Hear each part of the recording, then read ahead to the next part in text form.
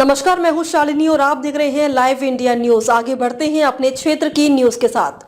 बलिया सपा सांसद सनातन पांडे के निशाने पर राम मंदिर प्रबंधन। बीजेपी सांसद अरुण गोविल को लेकर भी कही बड़ी बात।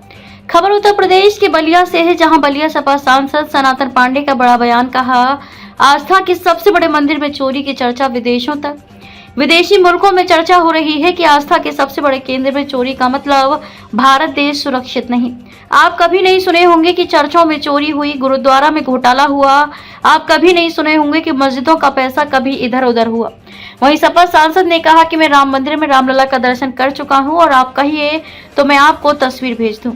बहुत जल्द अखिलेश यादव भी रामलला का दर्शन करेंगे। सपा सांसद सनातन पांडे ने कहा कि राम मंदिर में चढ़ावे की चोरी के मामले में चंपत राय को कल कबूल करना पड़ेगा कि चोरी में उनकी भी संलिप्तता थी।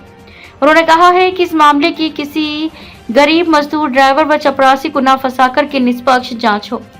समाजवादी पार्टी के ब्राह्मण चेहरा और बलिया लोकसभा से सपा सांसद सनातन पांडे ने मेरठ से बीजेपी के सांसद अरुण गोविल को मोदी कैबिनेट में जगह मिलने की कयासों पर कहा। अरुण गोविल उनके बहुत अच्छे मित्र हैं, उनके कमेटी के सदस्य हैं। वे अपने राजनीतिक जीवन से संतुष्ट नहीं हैं।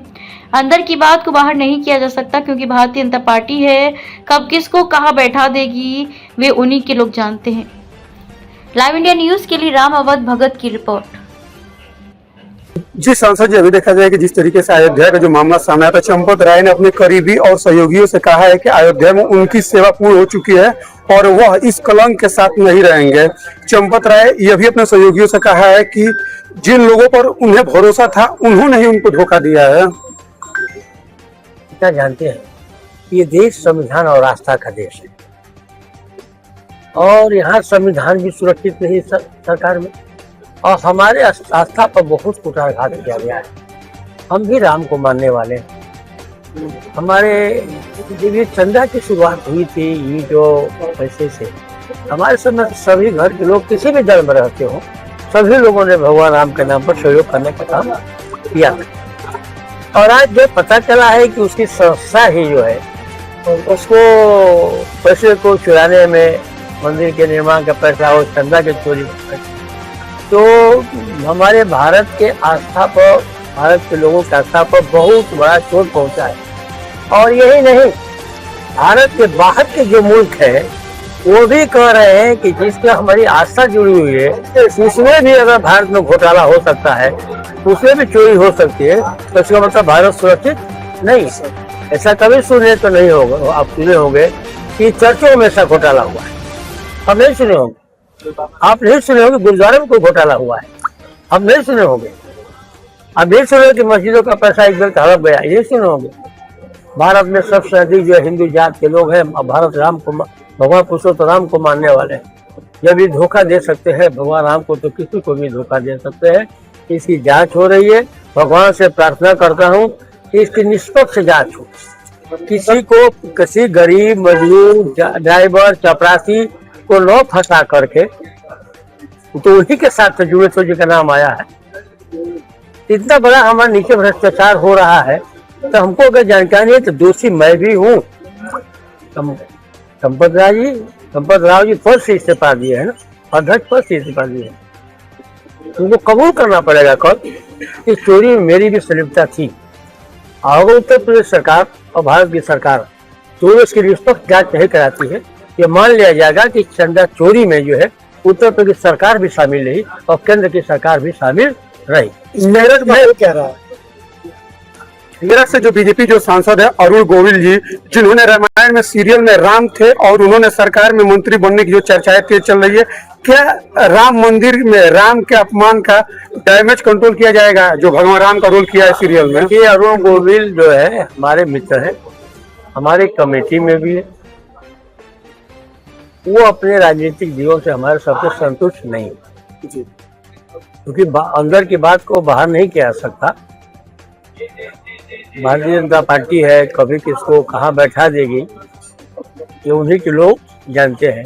लेकिन अरुण गोविल को मंत्रालय दे करके इस डैमेज को नहीं समाप्त किया सकता है। भारतीय जनता पार्टी के लोग जान चुके हैं, उन पर आस्था हमारी भी थी, आपकी भी थी, आप भी जान चुके हैं। अब हम लोग जान गए हैं तो कौन सा किसी के मंत्री बनने से हमारे मन से मोह दूर हो जाए कि नहीं चोरी नहीं हुई। यह झमेला कंट्रोल हुआ नहीं है। यह इनका जो डैमेज हुआ है, भगवान राम को जो धोखा देने काम किए हैं, इनका 27 में जो है प्रदेश से सफाया होगा और 29 में देश से सफाया। आप तो राम मंदिर जाएंगे दर्शन करने? हम गए हूँ, मैं राम मंदिर पहले जा चुका हूँ जी। आप कल कहे तो मैं कल जाऊंगा। हमारा तो आस्था का प्रश्न है, हम तो भगवान को उसी आराध्य के रूप में पूजने का काम करते हैं भाई। तो आप हमारे विषय में जानिए। अभी पिछले दिन मैं जो वहाँ अजमेर शरीफ भी आता, मैं चादर चढ़ाया, उनसे मन्नतें मांगा कि आप देश से खुशहाल कर दीजिए, हमारे देश में भाई एकता कायम कर दीजिए, होल्ड रखिए, हमारे भारत के लोगों की आपसी सामंजस्य को बना दीजिए। कुछ राजनीतिक लोग इससे तोड़ने वाले हैं, उनको सद्बुद्धि दे। हम तो बाजार में मत्था टेकने गए थे, भैया तब उसको आपको भेज दूंगा मैं। अखिलेश यादव भी जाएंगे?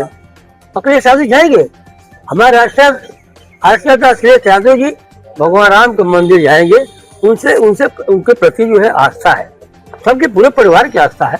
लेकिन उससे पहले एक मंदिर बनाने को प्रण किए हैं कि मंदिर के पूर्ण होने के बाद जो हमारा मंदिर बन रहा है चफई में, केदारेश्वर महादेव का मंदिर लगभग 75% पूरा हो गया। मंदिर बनने के बाद एक संकल्प होता है, हर आदमी का भी संकल्प है। मंदिर बनने के बाद तुरंत जो राम मंदिर जाएंगे। आप भी साथ में जाएंगे उनके? अरे हमारा सौभाग्य हो जाता है कि मैं चर्च के बगल में खड़ा हो जाता हूँ। हम छोटा कर्मचारी है, सिर्फ छोटा मैं क्या करता हूँ, कर्ता के रूप में रहूंगा। तो वहीं से फोन बात। खबरों में अब तक के लिए बस इतना ही। फिर मिलते हैं लेटेस्ट न्यूज के साथ। खबरों के लिए हमारे सोशल मीडिया प्लेटफॉर्म को सब्सक्राइब कर फॉलो, लाइक, शेयर, कमेंट जरूर करें।